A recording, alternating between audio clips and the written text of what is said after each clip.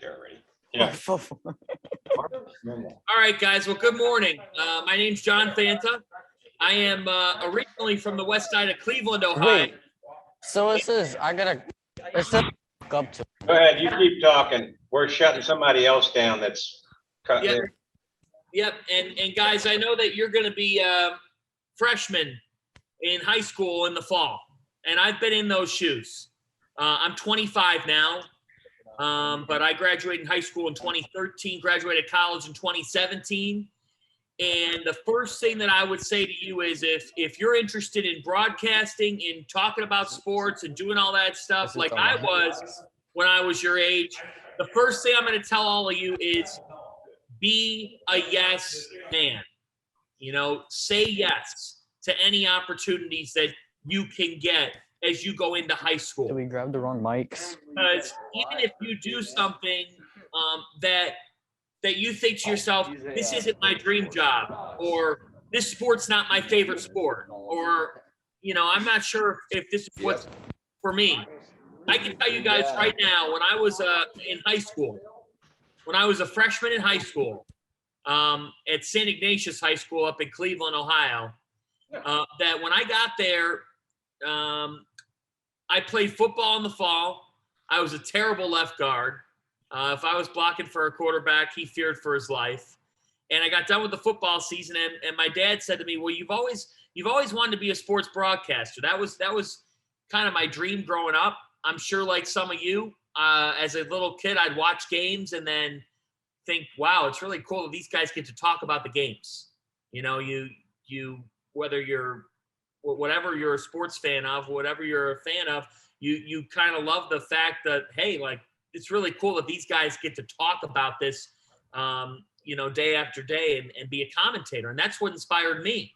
I grew up a huge Indians, Browns, and Cavs fan up in Cleveland. And so when I was in high school in my freshman year, I was fortunate to be at a high school where they had a broadcasting club. And they had a little network that was doing audio only games and just getting off the you know, the starting block. And they were just starting to do video casts, live streaming, when I was a freshman. And guess how I joined the club? I joined the club as a freshman because, remember, there's juniors and seniors who probably are going to get looked at to commentate the games before I do. I joined the broadcasting club at St. Ignatius by agreeing to be a cameraman.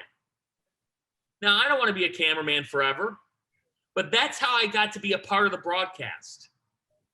And by being a cameraman, a couple of games into the season, one of the play-by-play guys, because there was a junior varsity broadcast and a varsity broadcast. The junior varsity broadcaster, the play-by-play guy said, I don't really want to do this anymore. Well, the broadcasting club moderator, when he was told that, didn't have to look far to find a potential replacement. That's why, because I said yes to being a cameraman, I ended up being the play-by-play guy. Timing is everything, more times than not. But if you don't say yes, or if you don't have the mentality of, I'm going to do what it takes to make this work for me. You know, you guys all right now are in an amazing position. You should be thankful that you're in the room you're in right now. And you should thank the people who are making this possible. Because what they're doing is they're looking out for your best interest. They really are. You're in a position right now where the world is in front of you. And you have an opportunity to flourish. You're ahead of the eight ball. I'm not just saying. You guys are ahead of the curve right now because there's another kid that's heading into high school right now that does not have these opportunities that you have right now in front of you. And I look at my journey to becoming a play-by-play broadcaster today for Fox Sports. I do a lot of college basketball for them, a lot of Big East basketball, some Xavier action this past year. And I am a host and a reporter for the Big East Digital Network throughout the year covering college sports. And the way that I got to this point is off a couple of things. And by the way, I want to remind you guys, if you have a question or a comment, just raise your hand. I don't care if I'm mid-comment. I'm going to leave time here before I finish because I really want to hear your questions because sometimes that we get the best things out of those questions. But how did I get to where I am now at 25 years old? What have I done the last, 10 years, 12 years? It really starts with shaking hands, creating relationships, building upon those relationships. One thing I would suggest to you right now as you go into high school, meet the athletic director at the high school. Don't be afraid to go up to him and say hello. It's creating a relationship like that will then help you learn about the coaches, learn about players on teams. And remember, those kids are your peers. They're your peers at the end of the day. You're going to school with them. That's a good position to be in too. You could build a trust with them, vice versa. It's a good thing. But you have to be willing to build relationships. When I was your age, guys, I know what it's like. Like when you walk into your high school, yeah, are you going to be, a little nervous or a little bit apprehensive or a little bit wondering how this is going to be? Yeah, of course. But the way that I got to where I am now is by taking that leap and understanding that there are people who are willing to help you out. There are people who want to see you thrive. And when I got to high school, I met the athletic director. He helped me meet the broadcasting club person. And if your high school has a broadcasting club or something like that, that's great. If they don't worry. There's ways to get involved. There's other ways to figure out how you can cover teams.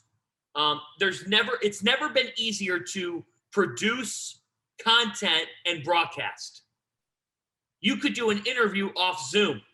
You could do a podcast. You could team up with one of your buddies this summer and do a podcast on baseball on Zoom or on the NBA playoffs. Right on Zoom. You can record that. You can upload it to a variety of sites. And if anybody ever needs help with that, I'm happy to help them out.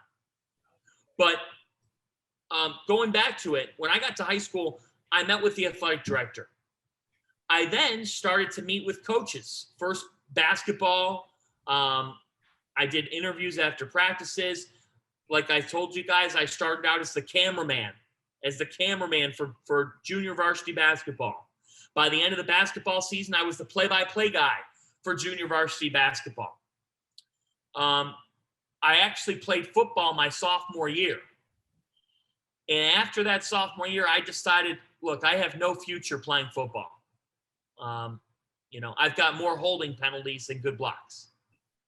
So I said, you know what, time to hang it up on football, okay? And I'm going to focus everything I have on broadcasting. And that was the best decision I could have made. I didn't quit. I just, when the season ended, I just said, it's probably time to end my career on the field and let's try to strengthen my career or my, my time in the broadcast booth. And so after my sophomore football season, I was broadcasting basketball games, junior varsity and some varsity. And then that spring, I really put in the work to get to as many baseball games as I could, to get to as many lacrosse games as I could. I didn't know a lot about lacrosse, but I still went to the games and covered them and would call them or write about them or do something around those games. There's a variety of ways, guys.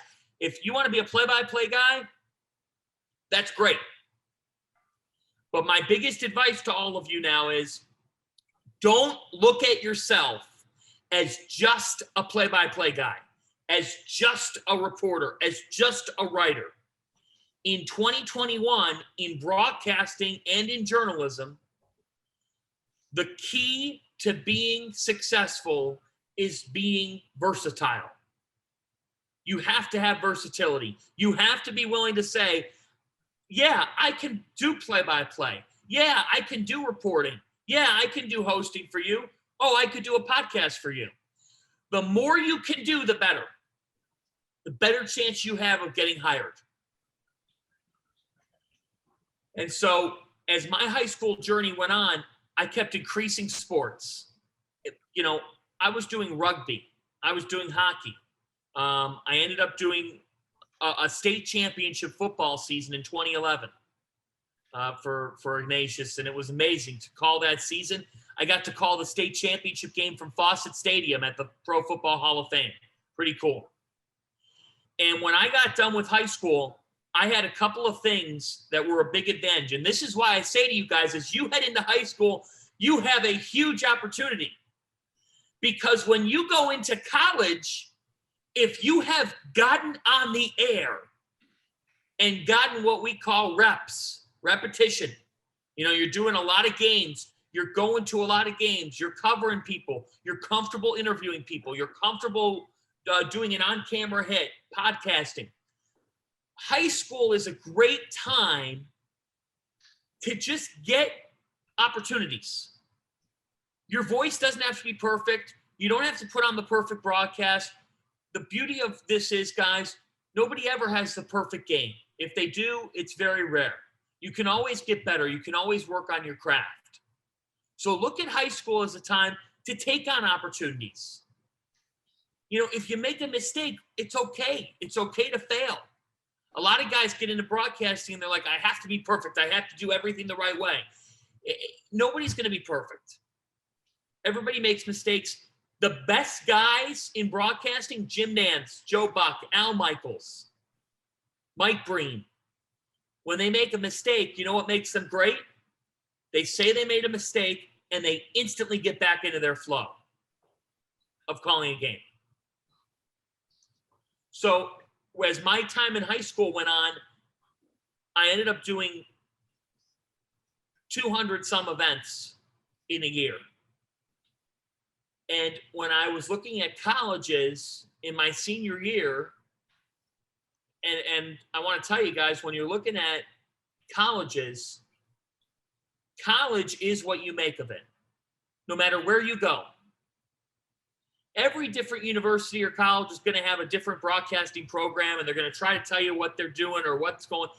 You have to be invested. You have to say, this is what I'm in for. I'm all in. I want to do this. This is my dream. You might have to skip a Friday night get together with your buddies and take on another assignment or a challenge or a game. But let me tell you, it will be worth it. It will be worth it. If you're willing to grind, if you're willing to put in the work, good things will happen. So when I was looking at colleges, I looked at a bunch of different broadcasting colleges. I looked at Ohio University, John Carroll University up in Cleveland. I looked at Syracuse, who's known for their broadcast program. Fordham University, known for their broadcast program. I ended up going to Seton Hall University. It's a school in New Jersey, and I loved it. The reason why I was able to find success at Seton Hall was a similar reason why I was able to find success in high school. And that was meeting the athletic director at Seton Hall. Being willing to cover soccer games and volleyball games and tennis matches and golf tournaments. That's another big piece of advice I have for all of you. I don't care what sport you're covering. Even if you don't necessarily love the sport, treat that sport when you cover it like it's a Super Bowl. Like it's a Super Bowl. Never underestimate your opportunities. So because I did a good job in college as a freshman of covering soccer and of covering volleyball and of covering tennis and of saying to the athletic communications department at Seton Hall, who manages the sports from a broadcasting, from a media standpoint, and from all that, by saying to them, I'm willing to do whatever you ask of me, I got more and more opportunities. Because not every kid was willing to take on every opportunity, whether it be interviewing players or doing play-by-play. A way to separate yourself, guys, is Don't just be the guy who says, I only want to do football games. I only want to do basketball games. I only want to do baseball games. You have to kind of be a guy for all seasons. So that's a big piece of advice I have for all of you. And then as my college time went on, because I built good relationships on the campus of Seton Hall with coaches and the athletic director and student athletes, when it was time for me to get an internship beyond campus, outside of campus, it was no problem for me to get internships. I did an amazing internship with Fox Sports, helping out with their MLB studio coverage. You know, I got to work with Alex Rodriguez, Pete Rose, David Ortiz, Kevin Burkhardt, Chris Myers, Frank Thomas. You know, I got to work with those guys for a summer as an intern. I'd run and get them coffee, or I'd give them their note cards. Learning from those guys, though, really, really helped me to understand what it would be like to be a professional in broadcasting. But I don't get an internship opportunity if I don't take that soccer opportunity back at college, or that volleyball opportunity back at college. So again, my biggest message to you guys here today is, as you embark on the next step of your journey, are you going to take on the opportunities to be a great broadcaster or a great writer or a great journalist or whatever it might be? Or are you going to say no? Those who say yes, those who take on opportunities, those who email their professor who's helped them get to a certain point, those who reach out to people, try to make a connection. You know, I will right now, I will give you guys my email, you know, and if you ever want to email or have a question, go ahead. I'll give it to you guys at the end of the session. I'll give you my email, and you're welcome to contact me. For me, my time at college, I was able to do a lot of different things, play-by-play reporting. I did internships that had nothing to do with being on camera, but I got to see what people on camera and on the air were doing. That then when it was time for me to get a job, the Big East Conference reached out to me and said, can we talk about a potential role for you? We're interested in your work. We like your work. And I was very fortunate to get an opportunity with the Big East that I still have today as a host and as a reporter, covering basketball, covering soccer, covering baseball, covering swimming and diving, you name it. Sports that I'm not even that as knowledgeable as others on, but I love doing every sport because it's the approach you have to take. Well, after I got that Big East opportunity, Fox Sports folks remember me from my internship. Now they're watching me do work at the Big East. Now they're interested in having me do basketball games. NBA Broadcasting reaches out and is interested in having me do some G League games. Their developmental league, I did their bubble season. I did about 30 games for them this past season, actually from home, from right here. I called games, and it was a unique season, but that's what I did. So what you'll find is, if you say yes to one thing, it could lead to 2, 3, 4 different things. Be a yes man, take on opportunities, and understand that, look, it's competitive. But nobody wants to work with a jerk. Nobody wants to work with a jerk. And I mean that, seriously. It sounds corny, it sounds cliche, but you guys might be in a situation in high school where you're a really good broadcaster and there's another really good broadcaster.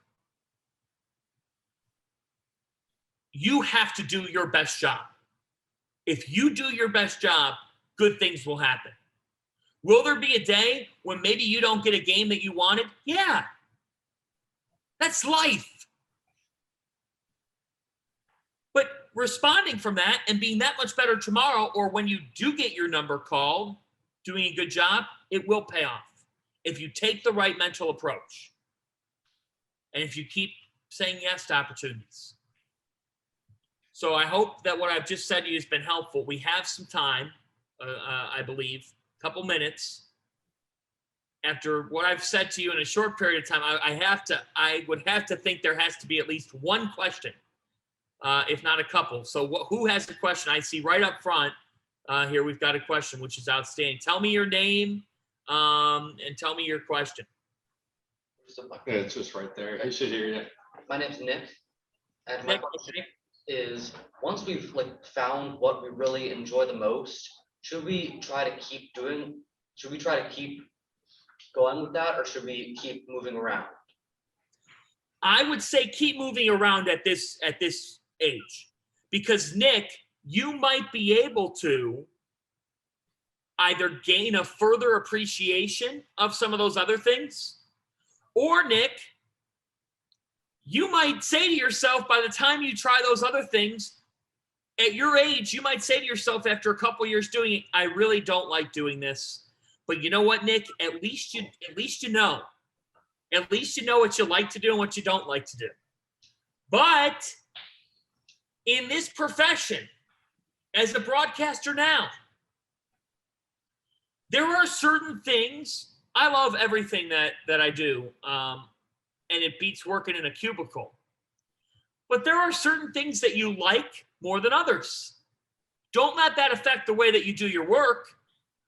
But Nick, when you talk to somebody who might be hiring you or who might be bringing you onto their network in college or whatever, the fact that you can say, yeah, I've done that. I've done that. Yep, I've done that too. I love doing this, but I've done this. When you could say those things, it's definitely better than, yeah, but I don't really like doing that. Or, no, I stopped doing that a while ago. See what I'm saying? So there might be things that you say, I don't really love doing this, but keep doing it, no matter how good or bad you are or whatever, because, Nick, it might be what leads you to another opportunity, because someone might be looking for somebody to be versatile, to be willing to do whatever. And guess what? If you could do what you love and do some of those other roles, and it still leads you to a great opportunity, why not do the thing that maybe you don't like as much as the others? Hope that helps. Who else? I see right in the back. It's great. What's your name and tell me your question? I'm Greg. I'm a junior, and my question is, what's the most important thing you note before you go in to call a game, whether it's about players, the game, things like that? Great question. And I'll tell you why it's a great question. Everybody, or at least a lot of people, think that the best thing that you can do is take down notes, look at stats, look at numbers, look at game stories, look at previews, recaps, all the info you can find on the internet, and all the statistics and all the numbers. Preparation is everything, guys. But I'm here to tell you today, preparation is more than just looking at numbers and seeing that a guy hits 260 on the season or seeing that a guy had 25 points in his last game. You have to be a storyteller. What makes a great story? What makes a great story? Somebody yell out an answer. What makes a great story? Good characters. Characters, yeah. And what else? When I'm telling you a story, what makes a great story? Action, the way you say it. Action. Did I hear something else? The way you say it. The way you say it is very important. And you know what else is important, guys, more than anything? All part of what you just said. Characters, action, the way you say it. Details. The way you get details is by talking to people. So for me, I have game boards. I'm happy to share you my templates. You know, the charts that I have for a broadcast. preparation is very key. You have to be prepared. In fact, you need to do a great job preparing. Preparing is 80%, if not 90% of what you're going to do for a broadcast. Because once you're prepared, it's like going through a test. If you do really, really well on a test, you probably spend more time preparing for the test than you spend taking the actual test. So for a broadcast, I spend a lot of time preparing. But guess what is the most important thing to do when preparing? Talk to the coach. Talk to the players. When you're covering a team or when you're covering a game after school during one of the days, go to a practice. Let the coach or athletic director at your school know that you're going to the practice, and that's good. It's fine. And you'll end up going to practice, talking to players, talking to coaches, and getting some really good stuff if you let people know that you want to go. I get more out of those things than I do with any looking at a box score or looking at statistics. You have to talk to people. It's really, really important. You know, you can't just show up for a broadcast and call the game and leave. You got to know who you're talking about. And if you build a relationship with a coach and with players, you're going to know what you're talking about a lot more than if you just look at a box score. Player personalities. Who's the team leader? What did you say to the team coach after that tough loss last week? What did he say? When he's going in for a touchdown, he talked about how he was going to dedicate this game to his brother, dedicate this game to his dad. You know, he's taking on a bigger role this season, and we're watching him take on that big role right now as he goes in for a touchdown. Weaving in the stories that you get told by coaches and players will help you call a game. Because telling me that coach told him this week that he's got to be better, and then him taking on that challenge is a whole lot better than, well, he ran for 25 yards last week, and this week he's run for 38. Numbers are good. And numbers are necessary. Adding stories to those numbers makes you great. Anything else? Yes. Hi, my name is Robbie, and I'll be a junior next year. About those internships you got at Seton Hall, did you have to reach out for those, or did they come to you naturally? How did that work out? So there are career fairs on your campus. You know, there are career fairs on your campuses. There's a career center, but it's also, Robbie, those internships are a result of when you build a relationship with an athletic director and or coaches or people on campus, and don't be afraid to say hi to those people, because guess what? They get reached out to. Hey, do you have any good kids that could be an intern this summer for my company? Do you have any good kids that might be willing to take on an opportunity? You're going to increase your chances of getting the opportunity because you have a relationship with that person.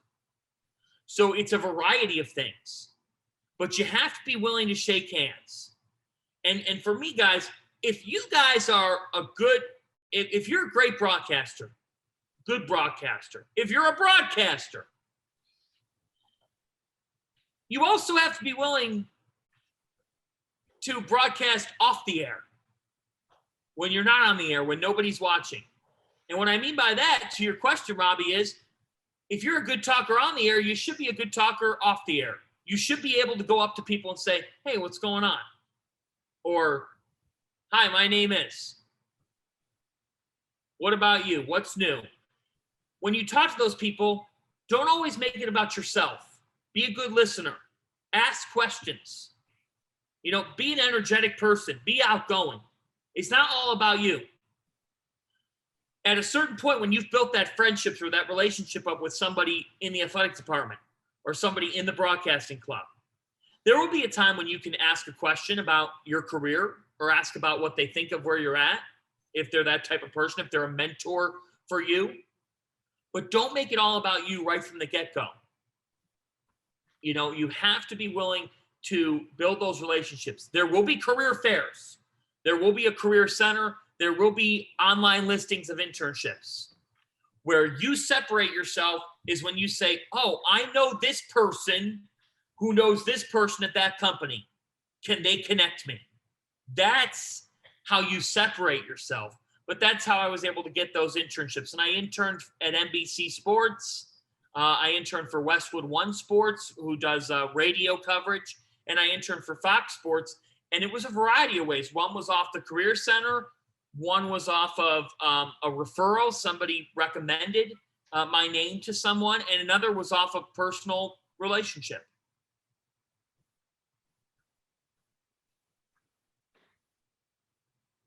Good questions. Very good questions. Anyone else?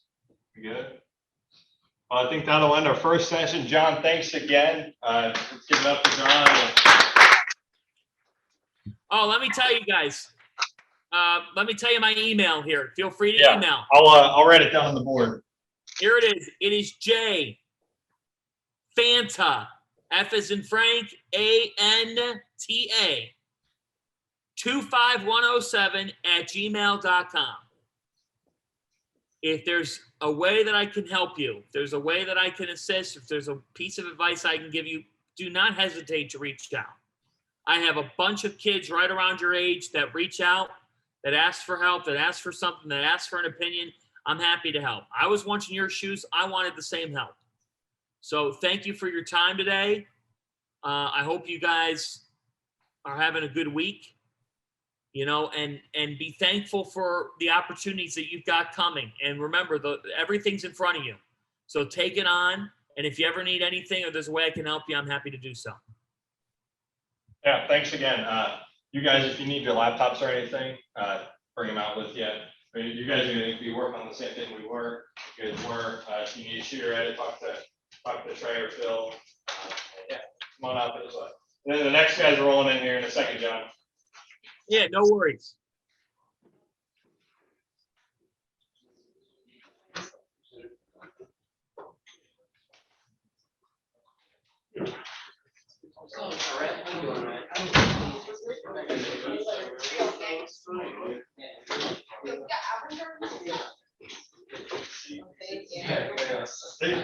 We're going to call basketball. Not Right? My kids got scrapped me out.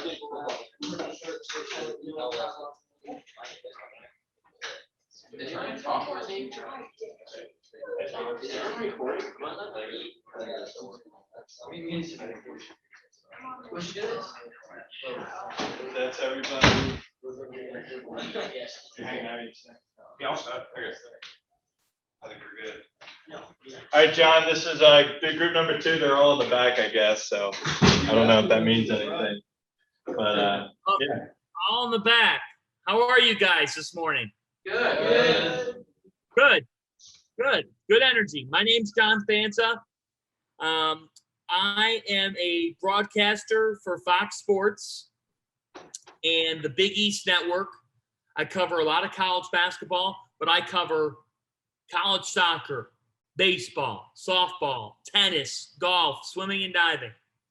And as I talk to all of you this morning, I'm going to tell you right now, the biggest thing is if you want to be a broadcaster, if you want to be a writer, a reporter, be a yes man. Be willing to say yes to the opportunities that you get, because you never know where that could take you.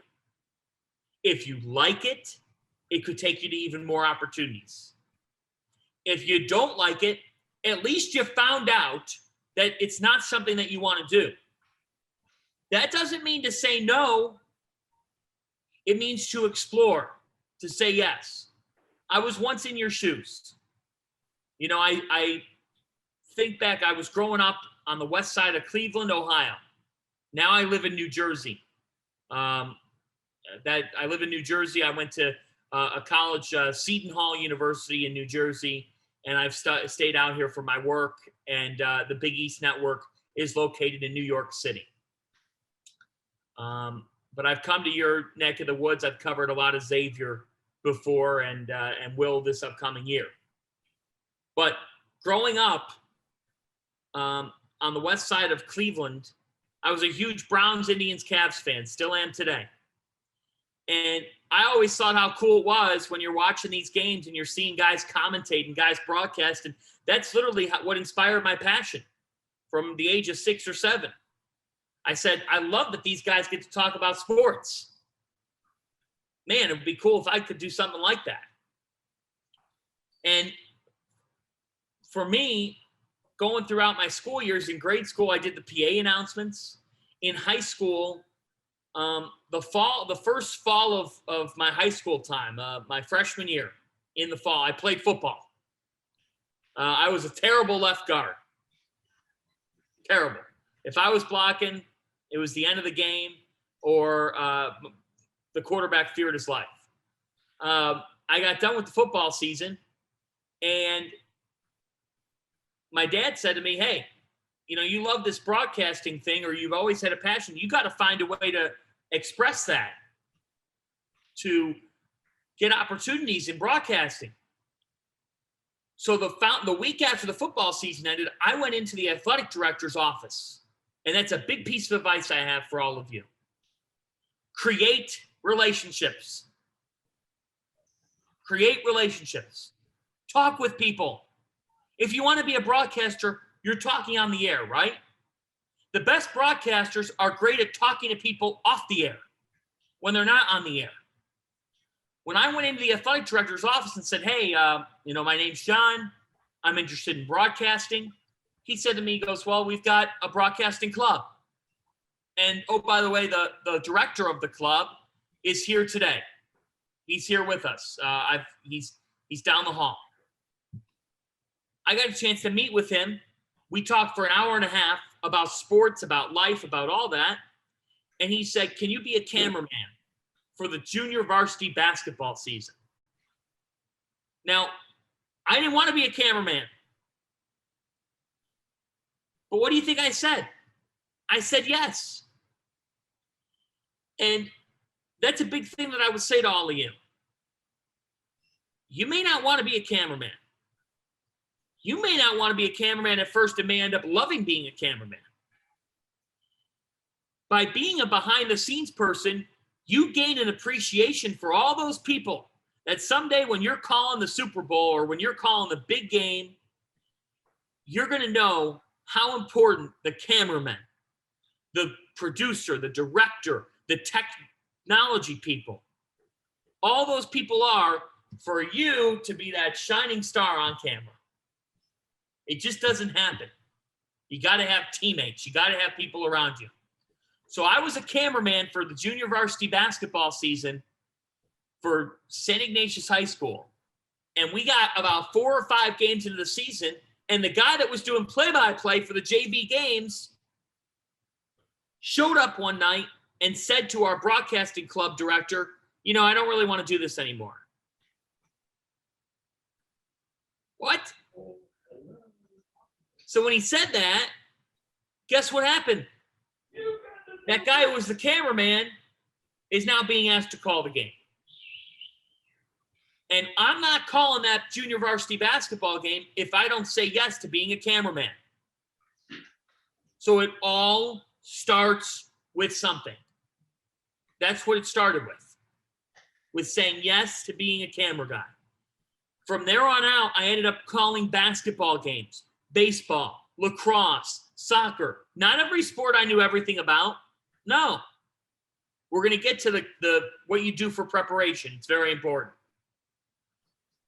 Rugby, hockey, football. I called the state championship football season in 2011. I got to call a game at Fawcett Stadium at the Pro Football Hall of Fame. Those are some of the things I did in high school. And it helped prepare me for college. And that's my biggest thing in high school. In high school, it's okay to make a mistake, to have, a tough call where you don't have your best broadcast ever. It's okay. A lot of guys want to be Mr. Perfect, or they think they're Mr. Perfect. You can't take yourself too seriously, guys. You can't. Being willing to take on any opportunity could lead you to having a bad broadcast, or could lead you to having a not as good as maybe you would have liked to see. It's okay. Move forward. Move forward. I was able to learn a lot in high school that helped prepare me for college and caused me to get opportunities in college. I traveled the globe. Cancun, Hawaii, Arizona, Florida, Texas, North Carolina, South Carolina, California, you name it. And I was able to get opportunities covering sports at my college, Seton Hall University, because I kept saying yes. In the fall of my freshman year, I was a cameraman for the soccer team, for their broadcasts. Same thing happened. There was a game where nobody could broadcast the game. The broadcaster that was supposed to be there wasn't there. They ended up giving me the game. When I got done with that soccer game, they said, when can you call another game? And you know what? After every game I did, it was like, when can you call another game? I ended up doing probably 400, 500 games in my time at college because I just kept on doing games. I kept saying yes. I kept on grinding. I sacrificed partying with friends on a Friday night to do a game on a Friday night. And that's how you make a career. That's how you give yourself a chance. It was also what I did in preparation. Preparation is key. And you simply don't just prepare. Actually, I'm going to ask you guys this right now. If you're preparing for a broadcast, or if you were to prepare for a broadcast, what would you do to prepare? Tell me. Anyone? Mentally Would you- prepare. Like,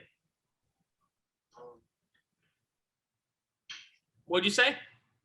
like mentally prepare. Yeah, if you're getting ready for a broadcast, what would you do? Find out what teams are playing. You guys want to be broadcasters? Find out what Yes. you're talking about. What's that?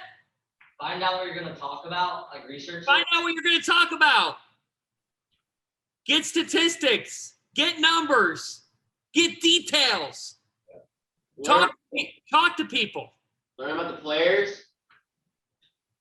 Learn about the players. Learn about who they are as people.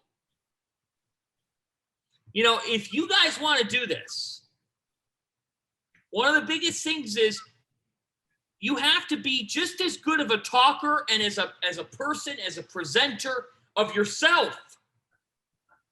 When you're not on the air, when you're talking to your teacher, or when you're talking to me, or when you're talking to a coach or a player,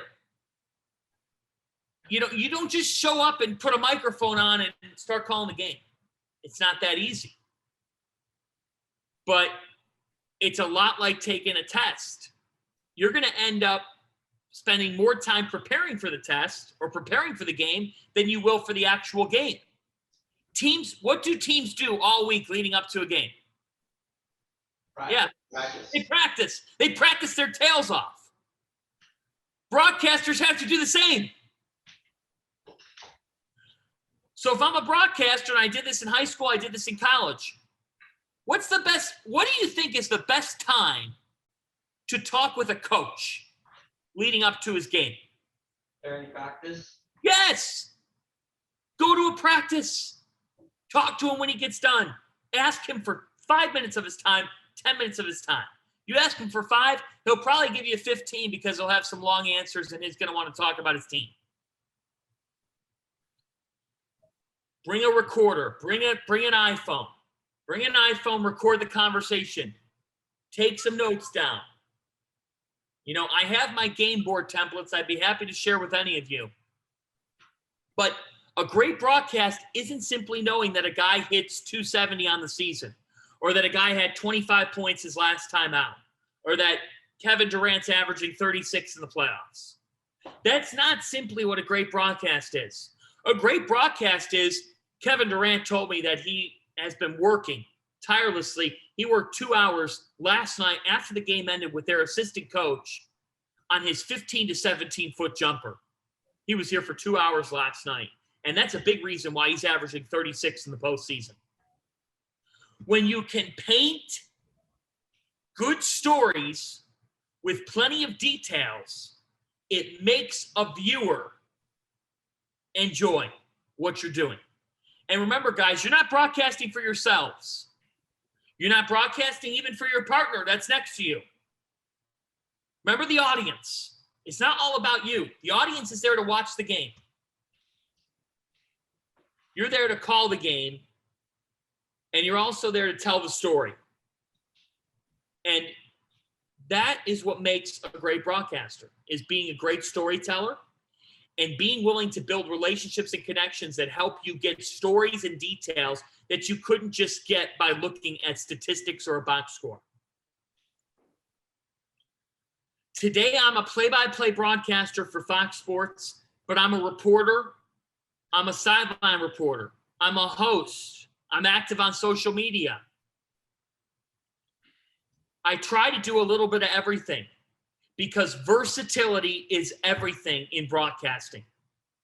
How many guys in here in this room want to be a play-by-play broadcaster? Raise your hand. Okay. Anybody in this room want to be a reporter or a writer? That's good.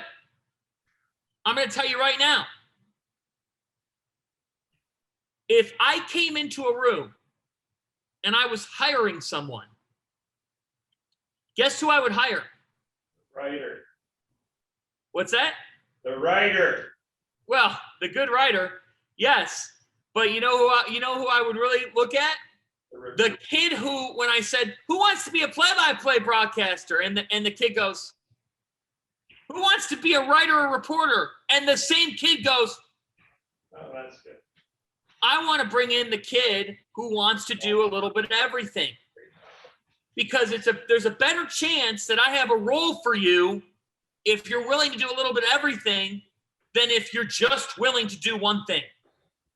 Nice. And we talk about storytelling. Storytelling starts with writing. You got to be a good writer. You got to be a good reader. You know, don't look at reading and say, oh, it's boring. No, it's important. It's a commitment to your craft and what you want to do and what you want to be and who you want to be.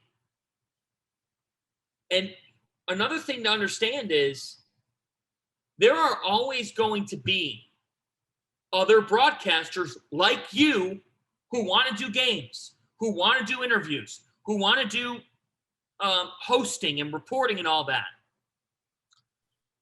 You can separate yourself by building good relationships with coaches and the athletic director at your school, whether it's high school or college. By being someone who's always at practice, who knows the ins and outs of the team. By also being someone who's easy to work with.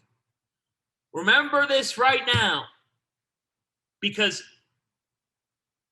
an internship I did at Fox Sports, where I got to work with a bunch of different people in the baseball world, from Alex Rodriguez to Frank Thomas to David Ortiz to Pete Rose. The first day that I was on the job at the internship, they looked at me and said, nobody wants to work with a jerk. Be a good person. Recognize there's a lot of kids your age or in your position that want to be a good broadcaster. But you don't just become a good broadcaster. You got to put the work in. But you have to be willing to shake hands, say thank you, email somebody, connect with somebody. I'll give out, I think my email's on the whiteboard. I'll give it out to you guys and make it known to you guys at the end of this session. But that's a little bit about my journey. And a story off of when you do a little bit of everything, good things happen. 2 years ago, the NBA had an event that they haven't had the last 2 years because of COVID-19. It's going to come back next year. The NBA has a junior global championship. They bring in kids around the world to Orlando, Florida, and they play in a tournament. 10 days before that event started, I was at a restaurant, and somebody came up to me and said, are you John Fanta? And I said, I am. I did not know who this person was. I wouldn't have known him from Joe Smith on the street. I don't know who they are. But I said, yes, I am. How are you? Hi, I'm Matt. I'm part of the NBA broadcasting team. Oh, very nice to meet you. We start talking. He sits down.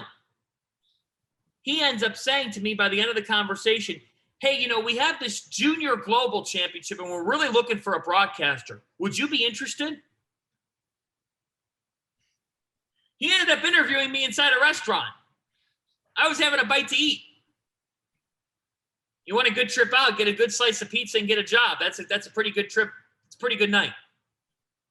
Because I said yes to him right on the spot in that restaurant, I not only did the junior championship, I ended up doing events for the NBA and have done events for the NBA the last 2 years.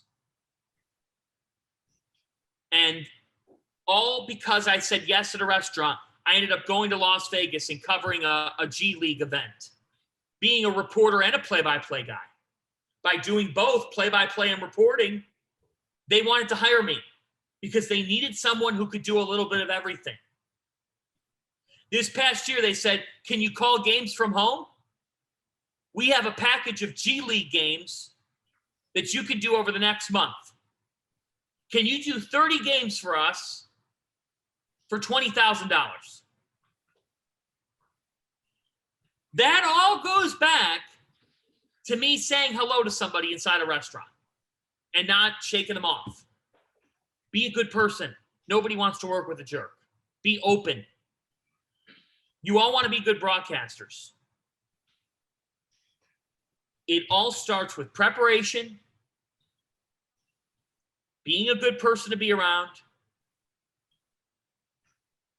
and saying yes to any opportunity that is asked of you.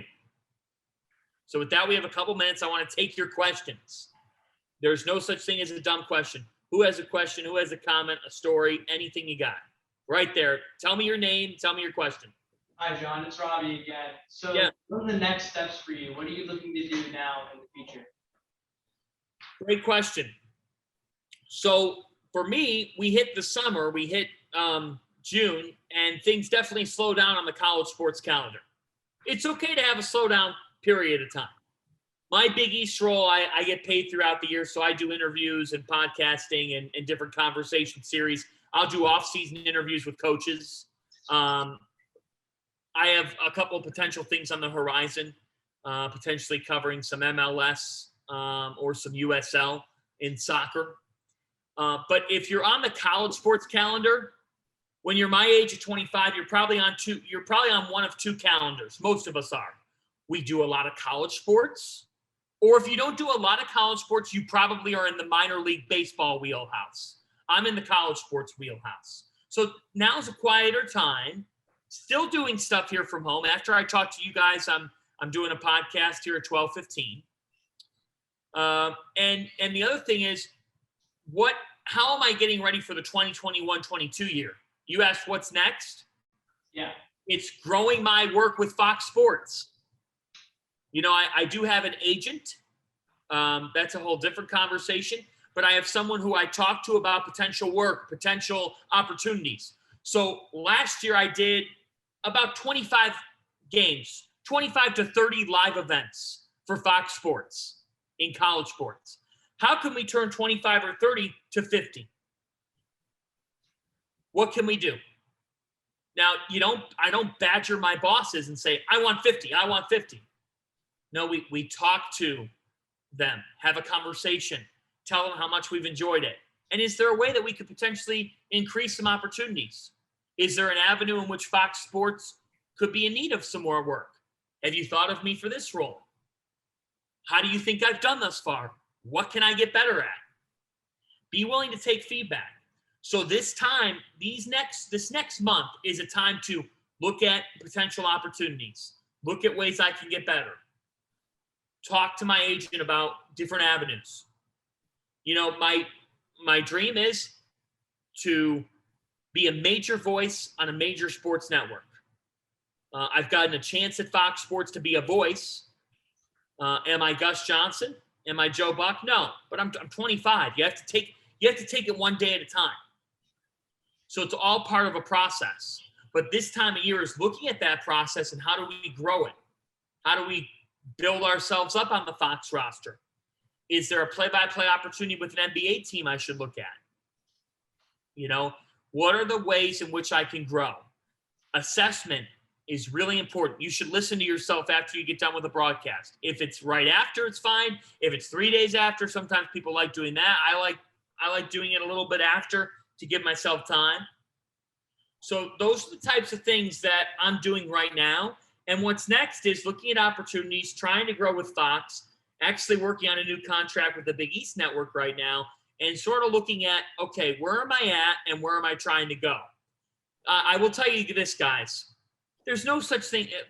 One thing I would say is a lot of people ask, what's your 5-year plan? In broadcasting, I don't look at it that way. What's your weekly plan? What's your monthly plan? You shouldn't go anything more than a year. You know why?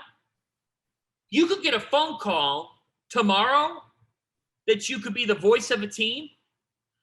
But guess what? If there's another guy who's the voice of a team and he's not going anywhere and he's in his 40s or 50s, you might have to wait 10 years to get that job. Don't hold yourself against a wall and say, I have to do this in the next 3 or 5 years. You know what you have to do? Be the best version of yourself. Keep getting better, and everything will take care of itself. Other questions? Hey, John, my name's Phil Hoffman. I'm off to the side here. What do you think is the best way to grow your contact list and to get your name out there as a high school broadcaster? As a high school broadcaster, the best way is if you're not, who's on Twitter? Anybody on Twitter? Social media? Get on Twitter, start an account, and be professional about it. You will build a following.